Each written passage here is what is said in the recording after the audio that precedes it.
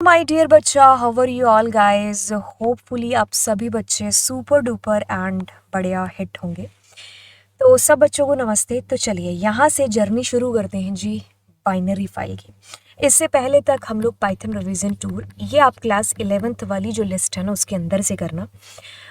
Working with the function, फिर हम लोग टेक्स्ट फाइल, और यहाँ पर हम लोग बाइनरी फाइल से अपनी पहली क्लास की शुरुआत कर रहे हैं। ठीक है, सो आप लोगों का पूरा सिलेबस है जो बिल्कुल मैं कंप्लीट करा रही हूँ, बिल्कुल यहीं पर इसी चैनल के ऊपर। तो आपको क्या करना है, सब्सक्राइब करना है चैनल को और बेल आइकन को प्रेस भी करना है, और दूसरों के साथ में शेयर भी करना है। घर पे एक मोबाइल से कर दिया, बहुत ही बढ़िया, दोस्तों को भी बोलो और खुद भी बोलो, बाकी मोबाइल से भी करो यार। ओके, सो बाइनरी फाइल। अच्छा, टेक्स्ट फाइल जब हमने किया था तब मैंने आपको फाइल हैंडलिंग का एक मतलब बताया था कि फाइल्स की कहाँ ज़रूरत पड़ती है। मतलब कहने का कि फाइल यूज़ करने से पहले तक जब हम प्रोग्राम्स के अंदर वैल्यूज़ को कुछ पुट करते थे, तो वो वैल्यूज़ क्या होती थी कि जैसे मैंने अगर 2 नंबर को जोड़ना है तो मैंने 2 और 4 को इनपुट किया। अब क्या हो जाता था कि मैं जब रन करती थी तो मुझे ये वैल्यूज़ डालनी पड़ती थी हर बार न्यू न्यू। अब मान लीजिए यहाँ 50 बच्चों के रिकॉर्ड डालने होते तो 50 की जगह 500 5000 ऐसे कुछ होते तो मेरे को तो फिर मैं उसको रोज़ ही डालती रहती, क्योंकि जो डेटा आप इनपुट करते हैं ना वो जा करके आपकी टेम्परेरी मेमोरी में स्टोर होता है और उसमें परमानेंट नहीं होता है। तो आपको परमानेंट स्टोर कराने के लिए फाइल्स की ज़रूरत पड़ती है। तो अब हमने टेक्स्ट फाइल देखा, अब हम बाइनरी फाइल यहाँ पर देखने वाले हैं। देखिए, बाइनरी फाइल और टेक्स्ट फाइल में अंतर क्या है। अगर हम बात करें टेक्स्ट फाइल की, तो हम उसको नॉर्मल टेक्स्ट एडिटर में जब ओपन करते थे तो वो हमसे समझ आ जाती थी जो भी लिखा हुआ था उसके अंदर। लेकिन जब हम बाइनरी फाइल को किसी भी नॉर्मल टेक्स्ट एडिटर के अंदर ओपन करने की ज़रूरत करेंगे तो ये हमें समझ में नहीं आएगी। इसी वजह से ये क्या है, ये सेफ है एज कंपैरिजन हमारी टेक्स्ट CSV के मुकाबले।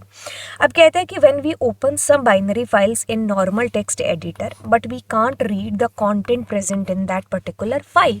बिल्कुल, क्योंकि इसमें जो डेटा दिखेगा आपको, उसको आप देखोगे तो वो आपको बिल्कुल समझ में नहीं आएगा। ठीक है, और इसीलिए मैंने कहा ये सिक्योर भी है।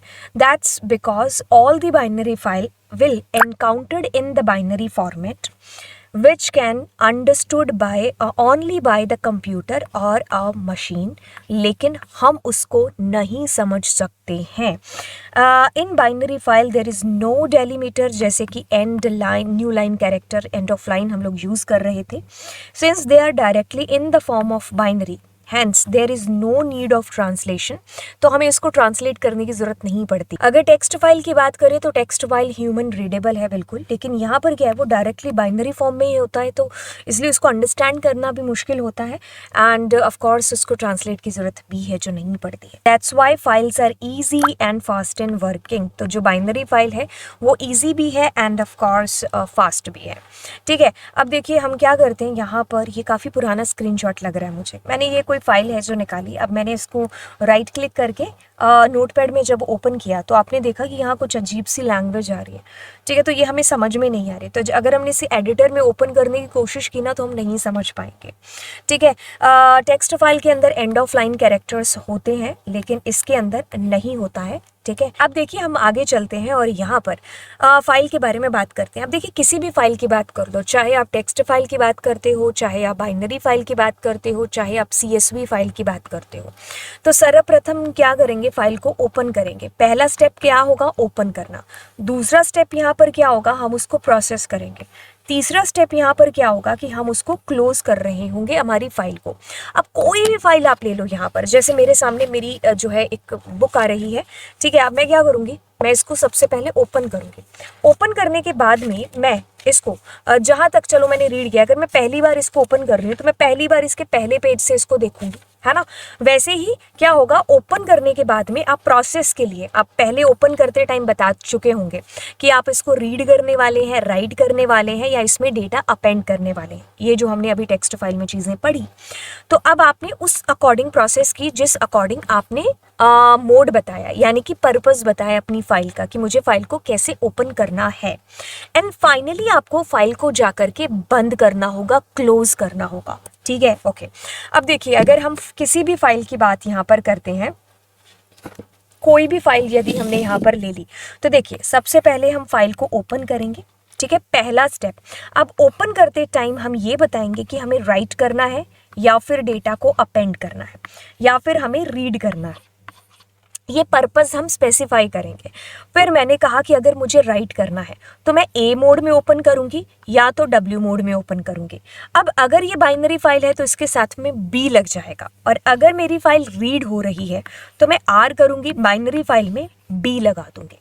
और फाइनली क्लोज नाम के फंक्शन से आप फाइल को क्लोज करेंगे। ओपन के लिए हम ओपन फंक्शन यूज कर रहे हैं। पूरी पहली लाइन की एक समरी हो गई ना। अब मैंने मोड का जब नाम लिया तो मोड मतलब फाइल को खोलने का पर्पस क्या है, ठीक है।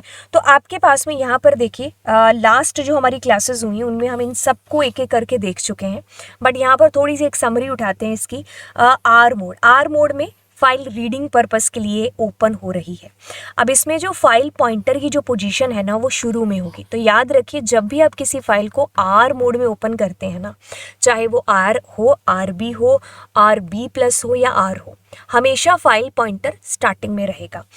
अगर इसमें फाइल एग्जिस्ट नहीं करती है तो वो फाइल नॉट फाउंड एरर दे देता है, ठीक है। ओके, अब डब्ल्यू मोड हमारा राइट करने के लिए डेटा को यूज होता है। और इसमें अगर हमारी file if any data is already present in the file तो क्या कर देगा, ओवरराइट कर देगा। अगर वो फाइल एग्जिस्ट नहीं करती है तो ये न्यू फाइल क्रिएट कर देगा उसकी जगह पर। पुरानी फाइल है तो उसका डेटा ओवरराइट हो जाएगा। अब हमारे पास में ए मोड आता है, इसमें डेटा राइट होता है बट वो अपेंड होगा। अपेंड मतलब बोले तो कि कुछ डेटा आपके पास में लिखा हुआ है, अब आप उसमें नए डेटा को ऐड करना चाहते हो, मतलब आप पुराना डेटा डिलीट नहीं करना चाहते हो, तो हम उसका मोड ए कर देंगे। अब चाहे ए हो, ए प्लस हो, ए बी हो, ए बी प्लस हो, कोई भी मोड हो, तो उसमें हमारी फाइल पॉइंटर की पोजीशन एट द एंड होगी, क्योंकि ऑलरेडी एग्जिस्ट करता डेटा के लास्ट में हमारा फाइल पॉइंटर है जो जाएगा। अब इसमें और इसमें सिमिलैरिटी क्या है, डब्ल्यू और ए के अंदर दोनों डेटा राइट कर रहे हैं एक तरीके से, और दोनों में अगर फाइल एग्जिस्ट नहीं करती है तो ये आपको दोनों के दोनों एरर नहीं देते हैं, दोनों नई फाइल क्रिएट कर देंगे। W में पुरानी फाइल का डेटा ओवरराइट हो जाता है, A में पुरानी फाइल के आगे नया डेटा ऐड हो जाता है। X मोड बिल्कुल W मोड की तरह है। अगर आप अपनी फाइल का मोड X करोगे तो मेक श्योर कि जिस भी फाइल को आप X मोड में ओपन कर रहे हो वो हमेशा नई फाइल होनी चाहिए। अगर वो फाइल पुरानी है तो तब ही आपको एरर देगा, which is file exist error, ठीक है। और फाइल नॉट फाउंड एरर कौन सी आएगी, जब आपने आर मोड में फाइल ओपन की और वहां पर मिली ही नहीं आपकी फाइल, ठीक है। अब R plus W plus A plus, ये मैंने अभी बीती हुई जो हमारी क्लासेस हैं उसमें मैंने आपको समझाया है, बट इस प्लेलिस्ट में भी मैं डाल दूंगी। अब देखिए, कहता है कि R plus W plus A plus, इसमें राइटिंग रीडिंग हो रहा है, इसमें भी राइटिंग रीडिंग हो रहा है, लेकिन इसमें कैसे होगा कि हमारा डेटा कैसे ओवरराइट हो रहा होगा। मतलब देखो, आर प्लस मोड है ना अगर आपकी फाइल का, तो आर प्लस मोड के अंदर क्या होगी बेसिकली कि आपके जो फाइल पॉइंटर की पोजीशन है वो बिगनिंग में होगी। तो अगर आप बिगनिंग से डेटा राइट करोगे तो वो क्या करेगा, ओवरराइट भी करेगा डेटा को, ठीक है।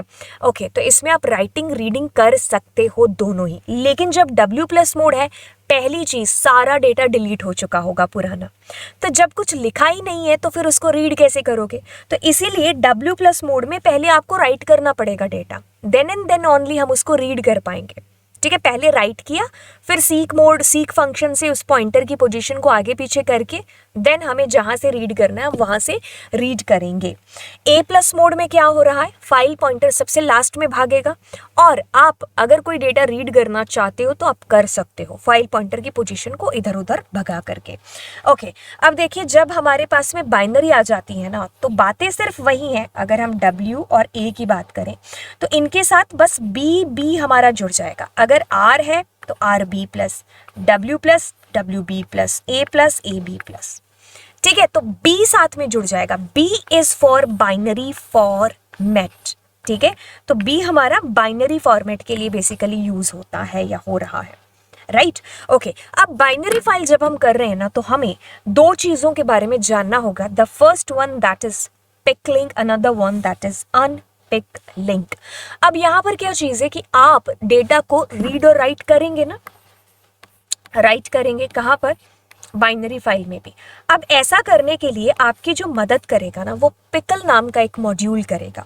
तो हम इस मॉड्यूल को इंपोर्ट करेंगे। अब जो दो टर्म मैंने ली ना, पिकलिंग और अनपिकलिंग, ऐसा है कि हम अगर इसको भी समझें, बट उससे पहले देखिए इसको हम समझते हैं।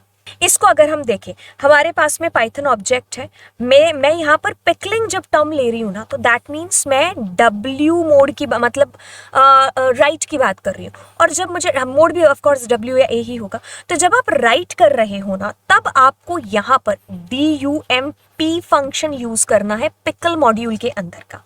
और जब हमने अनपिकलिंग की बात की, तो यानी कि क्या हो रहा है कि हमारी जो फाइल हमने बाइट स्ट्रीम में चेंज किया था, तो वो वापस से अनपिकल हो जाएगा। तो यानी कि रीड ही कर रहे हो, इसके लिए आप लोड नाम के फंक्शन को यूज करोगे और इस टर्म को हम अनपिकलिंग बोल देते हैं। ठीक है, अब इसके अंदर चीजें देखते हैं। तो मैंने कहा कि अगर आपको पिकलिंग करनी है, यानी कि आपको डेटा को राइट करना है अपनी फाइल, ओह एक सेकेंड, इरेज हो गया, अपनी फाइल के अंदर।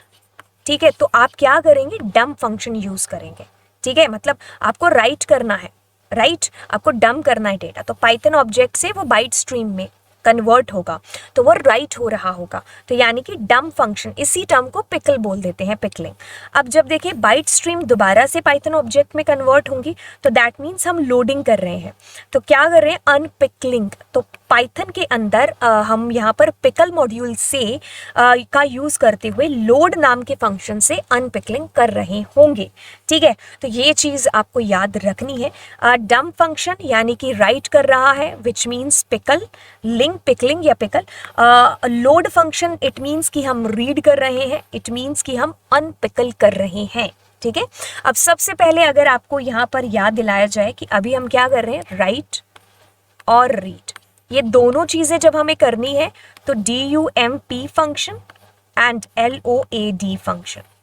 अब ये दोनों फंक्शन इसके अंदर के फंक्शन है, पिकल मॉड्यूल के अंदर के फंक्शन।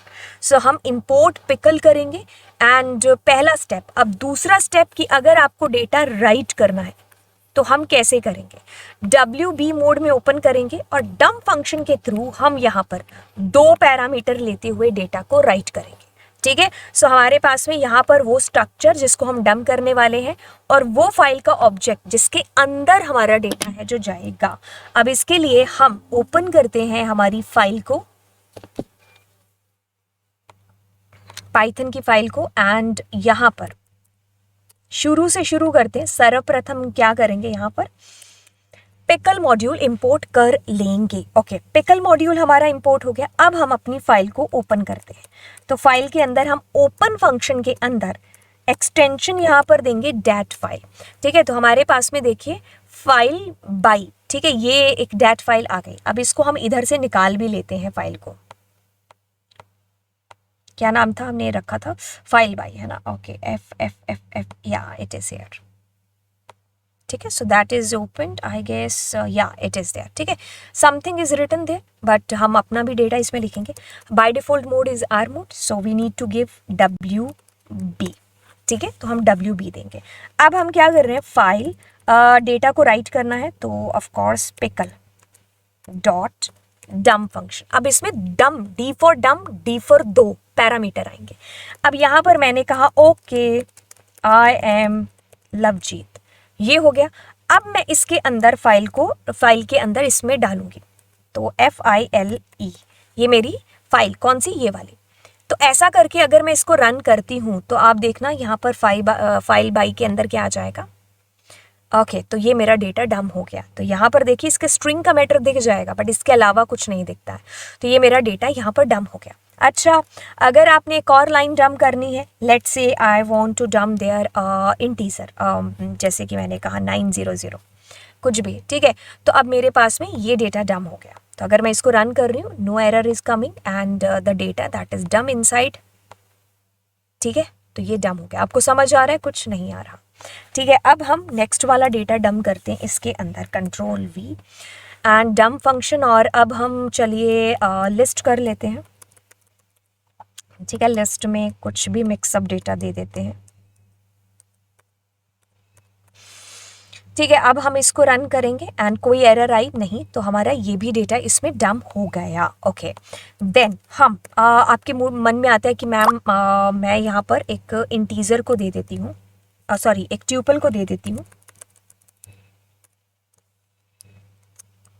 ठीक है, तो ये एक ट्यूपल चला गया होगा। ठीक है, अब मेरा मन आ रहा है कि आप सोच रहे हो कि मैम डिक्शनरी, ठीक है, तो तुम सोच रहे हो तो हम डिक्शनरी दे देते हैं। ठीक है, और मैंने बी दे दिया डिक्शनरी, राइट। ओके कूल, तो ये मेरा चारों तरीके का, पांचों तरीके का डेटा डंप हो गया। राइट, अभी इसको ओपन करके देखें तो ये देखिए हमारा डेटा काफ़ी सारा इसमें चला गया है। ओके कूल, अब हम इसको नहीं छानेंगे, देखेंगे। ठीक है, अब हम आते हैं यहाँ पर वापस। यस, हमने डंप कर दिया अपना डेटा बाइनरी फाइल के अंदर, एक एक करके हमने डंप किया है। ओके कूल, अब हम वापस से यहाँ पर आते हैं। तो अभी तक आपको क्या चीज़ें समझ में आई, मैं रिवाइज कराऊँ? ओके, देखिए आप सबसे पहले तो पिकल नाम के एक मॉड्यूल को यूज़ करोगे जब आपको फाइल को डेटा रीड राइट करना है। तो इस मॉड्यूल के अंदर दो फंक्शन होंगे रीडिंग के लिए, लोड फंक्शन और इसके लिए डंप फंक्शन। अभी लोड मैंने कराया नहीं है, अभी करा दूंगी। ठीक है, तो इसमें दो टर्म यूज हो रही है, पिकलिंग अनपिकलिंग। जब पाइथन जो ऑब्जेक्ट है, चाहे ये कोई लिस्ट हो सकता है, डिक्शनरी हो सकता है, इंटीजर हो सकता है, फ्लोट हो सकता है, एनीथिंग, अब उसको हम जब जो है फाइल के अंदर डंप करेंगे तो बिल्कुल डंप फंक्शन के थ्रू करेंगे, दैट्स कॉल्ड पिकलिंग। ठीक है, डंप फंक्शन से होगा। और जब वही जो हमारी बाइट स्ट्रीम है वापस से जब हम कन्वर्ट करा रहे होंगे तो हम लोड करा रहे होंगे, इट मीन्स डेटा को, एंड विच इज कॉल्ड अनपिकल। ठीक है, तो अब आपके पास में अगर हम कहें dump function pickling and right के लिए, लोड फंक्शन अनपिकल यानी कि रीड के लिए। तो स्टेप नंबर 1 हमने इंपोर्ट पिकल किया, अब फाइल को ओपन किया WB मोड में एंड हमारा जो सारा डेटा था इसके अंदर वो हमने डंप कर दिया। ठीक है, फाइल की स्ट्रक्चर आएगा, कोई भी फाइल का ऑब्जेक्ट आएगा। राइट, ओके कूल, अब हम क्या करेंगे, इंपोर्ट पिकल हमने किया एंड RB मोड है एंड हम क्या करेंगे, लोड फंक्शन से डेटा लोड कर लेंगे। कूल, अब हम क्या करते हैं, यहाँ पर डेटा हमने राइट कर दिया। ठीक है, ओके, हम अब इसको लोड करा लेते हैं। तो मैंने यहाँ पर फाइल _2R कर दिया। ठीक है, जिससे मेरे को पता चल जाए कि हम रीड कर रहे हैं, है ना। तो ठीक है, तो मैं फाइल को ओपन करती हूँ। ठीक है, the file name was 5 by, है ना। Okay, now it is RB। Okay fine, अब हम क्या करेंगे, लोड करेंगे। ठीक है, तो लोड करके जो डेटा रिसीव होगा वो कहीं ना कहीं होगा, है ना। तो वो हम कहाँ करेंगे रिसीव, जैसे मुझे पिकल लेने दो, पिकल डॉट लोड, इसमें आएगा ना रिसीव होकर के डेटा में। ठीक है, और कौन सा डेटा, फाइल के अंदर का डेटा। ठीक है, तो प्रिंट करेंगे एंड प्रिंट करेंगे तो बोले डेटा आएगा इसके अंदर, है ना। ओके कूल, सो नहीं, फाइल 2 करना चाहिए था। ठीक है, तो डेटा राइट हुआ एंड देखिए डिस्प्ले हो गया। अब आप कहोगे अरे आइला ये क्या हुआ, हमने तो यहाँ पर दो डेटा को मतलब काफ़ी सारा डेटा किया था ना, इसमें पहली लाइन क्यों आ गई। एक्चुअली में क्या है कि जैसे आप अलमीरा में कपड़े रखते हो, पहले एक रखा फिर दूसरा फिर तीसरा, ऐसे रखते हो ना आप। तो एक एक करके जब आपने रखा तो आप एक एक करके उठा रहे हो, तो इसमें भी वही चीज़ है, आप एक साथ डालोगे तो आप एक साथ निकाल भी सकते हो। अब हमें क्या करना पड़ेगा, यहाँ पर लूप का सहारा लेना पड़ेगा। मतलब अगर मैं इसी लाइन को दोबारा लिखती हूँ Ctrl+C एंड Ctrl+V, तो आप देखोगे कि दूसरी लाइन डिस्प्ले हो गई। ठीक है, ओके, अब मैंने ये एक सेकेंड, ओके, अब मैंने ये तीसरी बार इसको कट कॉपी किया, तो आप खुद देखो मैंने 1 2 3 बार कॉपी किया, तो 3 लाइनें जो हमने डंप की थी ना वो हमारे पास में आ गई। ठीक है, लेकिन अब हम ऐसे तो नहीं करेंगे, what we can do, we can simply use their बिल्कुल फोर लूप, वाइल लूप, जो भी दोनों में से लूप है जो हम यूज़ कर लेंगे। अब यहाँ पर ना पता है एक दिक्कत आएगी, वो दिक्कत ये आएगी कि जैसे इसमें एंड ऑफ लाइन कैरेक्टर होता नहीं है, तो आप फाइल को अगर फोर लूप चलाओगे तो कहाँ तक चलाओगे, वाइल चलाओगे तो आप कहाँ तक चलाओगे। ये भी तो एक सवाल है ना कि एंड ऑफ फाइल मेरे को कैसे पता चलेगा कि मेरी फाइल में सारा डेटा आ गया है या चला गया है। तो फिर वो चीज़ कैसे होगी। अब यहाँ पर क्या होगा कि आपको ना अगर आप फोर लूप आप नहीं कर सकते क्योंकि हमें पता नहीं है, यहाँ तो चलो हमारे सामने लिखा हुआ है, बट इन केस कि हमें पता नहीं हमारी फाइल में कितना सारा डेटा गया है, तो हम क्या करेंगे उस वक्त, हम अपनी फाइल के अंदर से डेटा को फैच कराने के लिए हम वाइल लूप का यूज़ करेंगे। तो मैं इन्फिनिटी यूज़ कर लेती हूँ लूप, ठीक है, इन्फिनिटी मतलब चलता जाएगा। तो ऐसे में हमें एरर आ जाएगी, ठीक है। अब उस एरर से बचने के लिए भी हम जैसे कि अगर मैं इसको रन करती हूँ सबसे पहले, तो देखिए इसने सारा डेटा रीड तो किया लेकिन आपको रन टाइम एरर प्रोवाइड करा दी which is end of file error. तो ऐसी एरर से बचने के लिए क्लास 11th में पढ़ा होगा, नहीं पढ़ा तो कोई प्रॉब्लम नहीं, यहाँ पर पढ़ा देते हैं ट्राई। तो हम ट्राई का यूज़ कर रहे होंगे, ठीक है। आप ट्राई के अंदर वो एरर एक्सेप्ट हो गई होगी तो आप यहाँ पर एक्सेप्ट लगाएंगे एंड आपको क्या करना है, फाइल को क्लोज करना ना, we want to close our file, ठीक है। तो हमने फाइल क्लोज कर दी। तो अब आपको ये जो रन टाइम एरर है ना ये नहीं आएगी और एक एक करके आपकी फाइल के अंदर का डेटा आप रीड कर चुके होंगे, ठीक है। अब इसको मैं आपको यहाँ पर समझा देती हूँ कि बेसिकली हमने और आपने अभी तक क्या चीज़ें पढ़ी है।